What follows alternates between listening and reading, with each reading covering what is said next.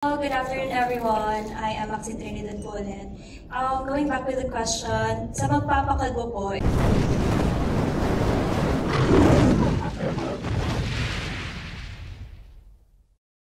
Good evening po sa inyong lahat. Maraming salamat sa pagdating sa ating press con at premiere night. Meron lang po tayong mini press con for an information to of everybody. Siguro po, sa akin muna manggagaling yung tanong. O, diretsuhin na natin ang tanong doon na naman bumati na sila kanina. Yung two lead actors natin. But wait, since we are pressed for time, please limit your question sa isa lang. Yeah, one or two. Kasi kinakailangan natin, kinakailangan nating mapanood na yung video. Sige. Our first question will come from Robel Gonzalez of PEP. Yes, hello. Good evening. My first question is for Maxine. Maxine, nung press con kasi napag-usapan na supposedly dito sa film, magpapakalbo ka. Anong nangyari? Kawig lang po siya.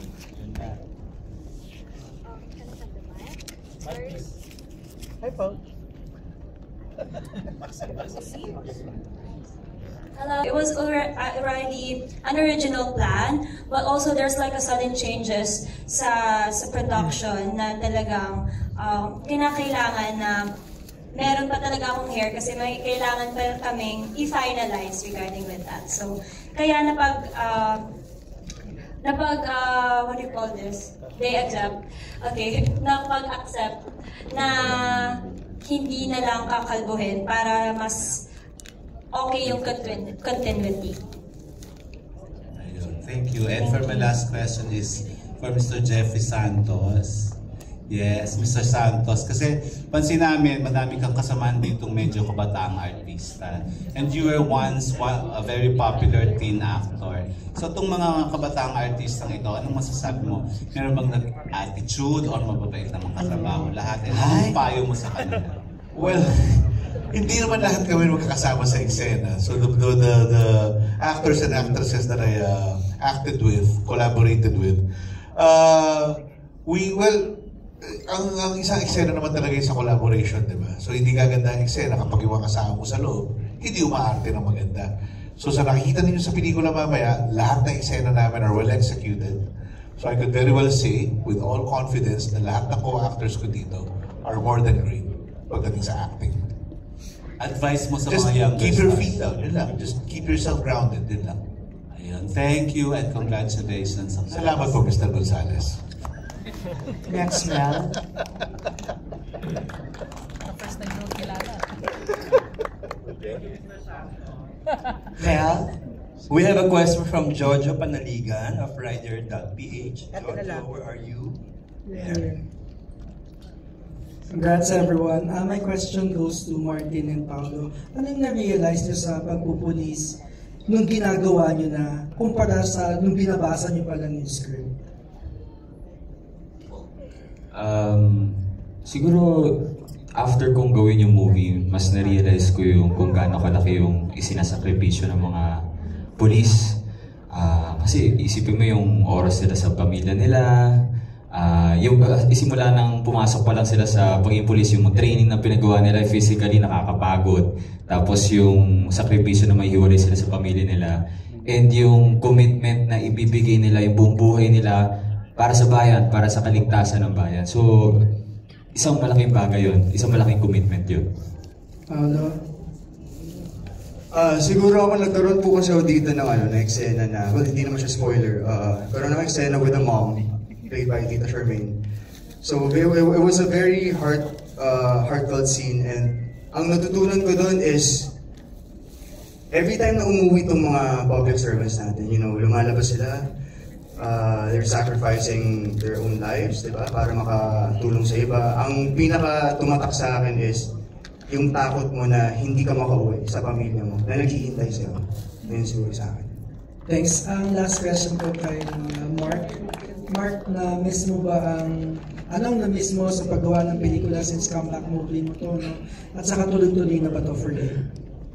Yeah, thank you. So, ang na-miss ko siguro is yung kasamahan, especially sa mga co-actors, when you have a chance to work together in a scene and find ways on how to make it work better. And yes, tuloy-tuloy na. So, pagbabalik ko na talaga siya. Thank you. Salamat, congrats din, Gov. Thank you, Joe. Our next question will come from a veteran columnist and former entertainment editor, Mr. Nestor Cordero. Hi, good evening. I'd like to ask the two leads, no, si Martin and Paolo. Why would you consider Beyond the Call of Duty as a landmark movie in your career?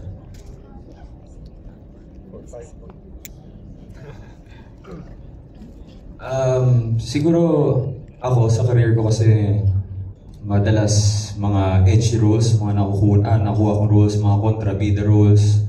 Siguro past 4 projects ko, lagi ako naghahasik ng lagim sa TV man o sa movie. So dito naman, kaya special to sa akin kasi dito naman, tagapangalaga ako ng kaligtasan. So hahangaan ako, yung character ko dito bilang Lieutenant Mapa ay tatangkilikin ng mga tao someone na ilulook up ng mga tao. Hindi katulad ng mga past roles na ginagawa ko. Mabuting tao ito, no? Siguro po sa akin, syempre, marami pong mga action na pelikula. Maraming action movies na nandyan. And masasabi kong itong pelikula na to ay landmark sa aking careers because syempre, kahit action yung iba and action din ito, may kanya-kanyang kwento. So, hindi lang ito tungkol sa fire department. Hindi lang ito tungkol sa mga police. Hindi lang ito tungkol sa mga jail guards. So, tungkol siya sa samahan ng mga apat na to.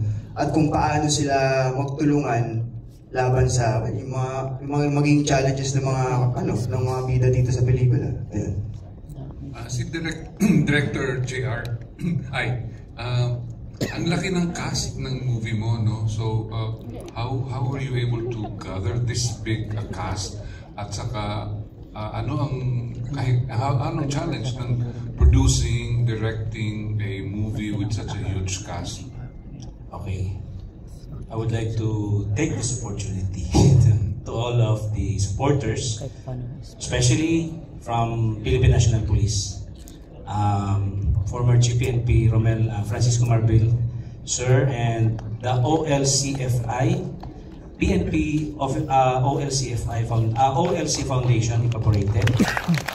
Sila po kasi yung talaga yung tumulong when it comes to, kasi hindi natatapos yung pelikula. Pag meron kang budget, sige, gawin mo yung pelikula. Pero paano mo yung marketing, no? So we need to have a market since our Philippine cinema is very, hindi naman dying, but mahirap na talagang i-market ngayon dito sa local. So that's why we tap the organization, we tap the supporters, no, PNP especially, and the Philippine Public Safety College. Palakpakan natin. Nandiyan po si Police Brigadier General Ferdinando Sevilla, President. Tsaka nandiyan din po yung Bureau of Fire, no? Yung ating Bureau of Fire, no? Mahirap gumawa ng ganitong pelikula. Tama ka ni Stores, napakalaking movie, napakalaking pelikula. Hindi ito nakagawa ng ibang sigurong director or ibang production, pero kami lang po. At kung hindi dahil kay Governor Chavit Singson, hindi po maging pelikula ito. Gov, maraming salamat sa pag-support, no? Sa pag-tiwala sa amin. Dahil hindi lamang biro ang cost ng pelikula ito. Kay Ma'am Stephanie Singson, maraming salamat din po sa pagbantay sa pelikula. Napakalaki, tama kayo, napakalaking pelikula. You can see the production value later. Tapos yung cast naman, napakadami, almost 30 yung aming cast dito. So, kasama po yung mga special roles natin, mga nasa 1,000 po. Kasama po yung mga roles natin, yung mga PNP. At pasalamatan ko yung ating cast dito na nandito ngayon, yung ating QCPD SWAT team.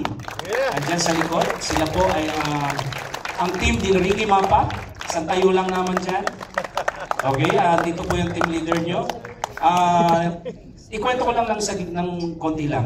Hindi dahil kay OLCFI, hindi kami maglalakas loob na gawin yung pelikula kasi wala kaming contact, wala kaming connect.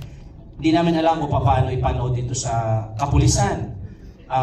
Kung di dahil kay PPSC, hindi namin alam paano gawin yung cadet story ng Bureau of Fire. Kung hindi dahil kay Bureau of Fire, di kami makakapag-shoot with fire truck, no? Tsaka yung mga sunog namin. So, napakahirap. Pero with that, napakagaling naman yung aking mga artista dito. Although, mga veterano na yung nandito, si Mon Ibarra, yan, si Jeffrey Santos. We have there, meron pa tayong cast yan sa taas. Meron tayong Dito Arroyo at meron tayong Mark Newman. Siyempre, patayuin natin yung anak ni Gov Chavit Singson, si Christian Singson, ang isa din sa lead cast ng ating pelikula. And siyempre, yung ating support, no, na maraming umarte, maraming yung ating mga veterano like Lovely Rivero. Nandiyan sila, nandiyan si Sherman Santiago, andyan si Lance Lucido, si Sir Director Romeo Magsalos. Sir, maraming salamat. Talagang magaling. No? Magaling itong bate. Mamaya po makita natin. Devon Siron, Alex Medina, nandyan po. No? Bella Thompson, Robsy. At nandito yung mga foreign actor natin, Sahil Gcans. Yung ating influencer, 15 million followers or 10 million, Sabaw. No? At meron tayong, meron tayong isa pa dito, si Prince Danjuma. Maraming. Ty Sanchez, ang dami talaga. And lahat po ng mga generals na sumuport sa amin from EOD-K9, HPG, Maritime Group, Forensic, ang dami po, makikita kayo dito. Kaya sabi ganun, the production value itself, very, ngayon lang siguro ito nangyari. Pero sa shooting, talagang mahirap talaga because we have Eddie Gracielo, kailangan namin sumunod. Pero kung nangyari ito nung panahon namin nila Direct Jan at Castillo, nila Celso, the brother of Celso at Castillo, wala pang EGL before, so madali lang sa patayan ng shooting. Pero kahit paano dito, aminado naman ako, minsan nakaka-violate pa rin ako ng shoot. So, pero siguro given na ngayon, kasi talaga naman kailangan nating tapusin yung isang scene. So, yun nga, with that, Mrs. Mary Rose Marbil, maraming salamat, ma'am. At sana po, no, Ma'am Lilani Alba, maraming salamat, the wife of the DPCR Director, si Police Major General Agustus Alba. Yan. Maraming salamat sa lahat ng hindi nabanggit. Pasensya na po kayo kasi kailangan natin mag-start. Direk, we have last 2 questions na gusto ko kumabol. Mr. Bobby Ricantina of Manila Bulletin. Okay. Direk, magandang gabi po. Direk, konting kwento lang, saang eksena kayo nahirapan ito talaga na-challenge? And how would you describe yung mga action scenes sa pelikulang ito? Medyo na-challenge ako dun sa inside jail scene namin kasi yung warden, talagang nakikipaglaban ako, nakikipag-away ako kasi ayaw niya magkaroon ng mga parang not real gun, pero airsoft. But gusto niya yung mga short gun lang. So ayaw niya yung airsoft na replica na parang rifle. So si warden naman ng police Rizal Provincial Jail, gusto niya yung mga airsoft lang na handgun. But in reality, kasi pag may mga riots sa jail, mga ano lang yan mga bullet, rubber bullet.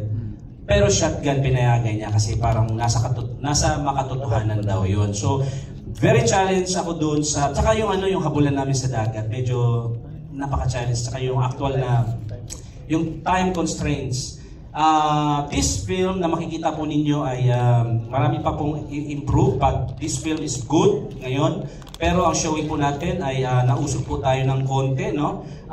Hindi po this kumbaga yun na rin doon sa constraint ng ating marketing. September 3 po ang hiningi sa atin ng ating mga partner na para meron po tayong time to promote, time to sell our Watch and Win movie raffle promo, yung ating kasi po pakwento ko po sa inyo, meron po kami binibentang movie ticket, no? Para kaming concert, nagbebenta po kami ng advance ticket kasi nga as I said kanina, medyo dying po yung pelikula, kaya ang ginagawa namin, nagbebenta kami ng advance ticket, pero ang kagandahan doon, you can watch for free and then you have the chance to win 2 vehicle from Governor Chavit Singson. Palakpakan po natin. Thank so, you, Dala. yung ano na yan, August 20. And then, pasalamatan ko pala yung aking mga production staff, production crew na nandito, no? Siyempre, yung Outpost Visual Frontier, Jantan, maraming salamat. Sila po yung nagpuyat. From May 17, nagkaroon na ng showing ng May 26. Biruin nyo, May 17, tapos nagkaroon kami ng preview ng May 26. Kaya grabe yung puyat nila sa ano.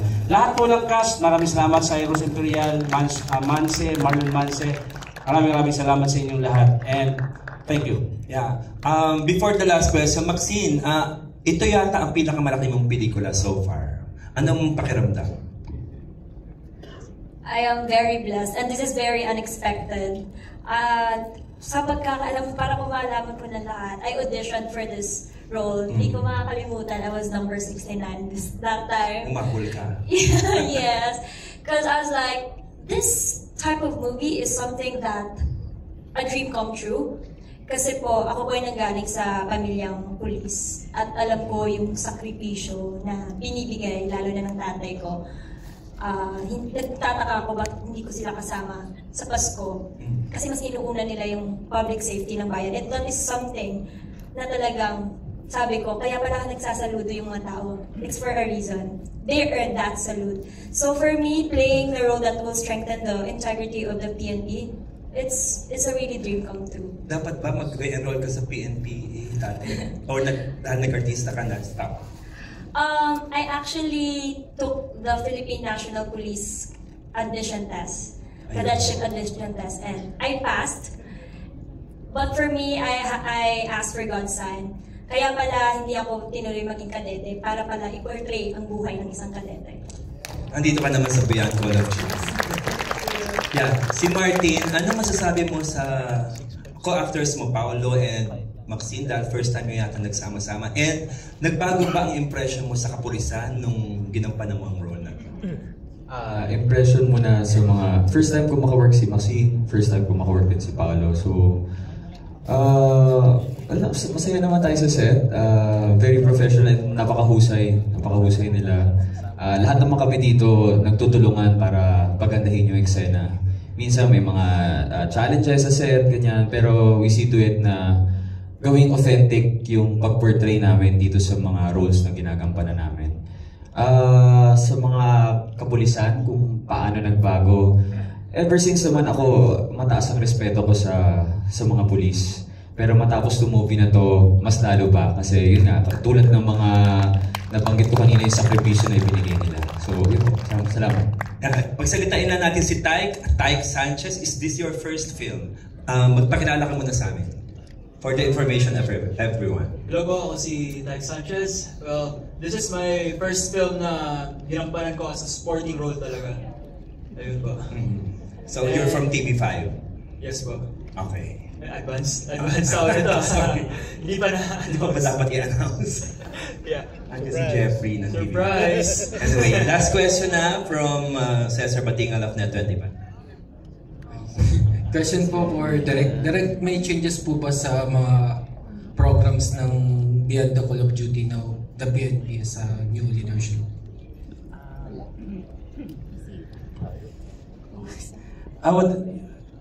New leadership, yung changes ng...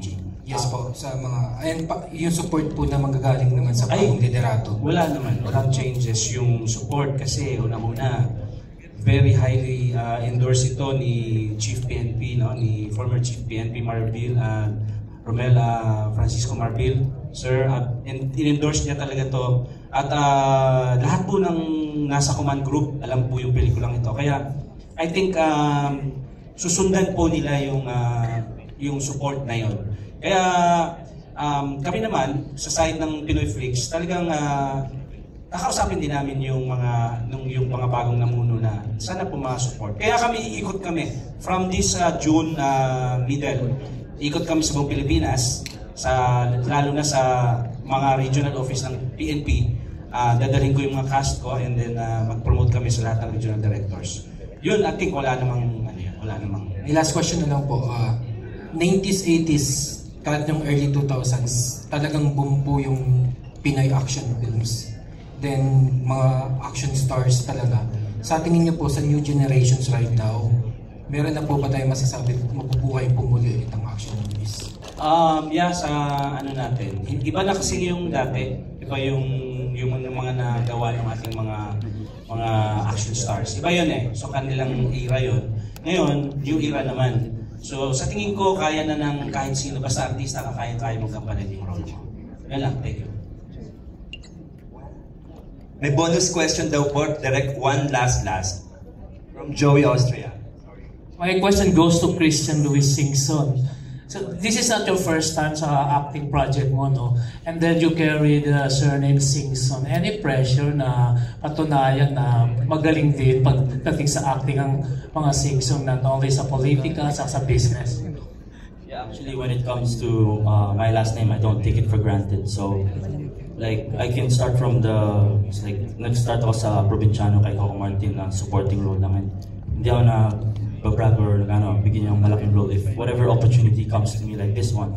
It's a big exposure to me, first time din na bida ako, so I really I'm serious with it, so I don't take my last name for granted. So is this your na talaga focus career? For now, just a passion. As a passion for film. Okay, thank you. Congrats, Derek, sa movie.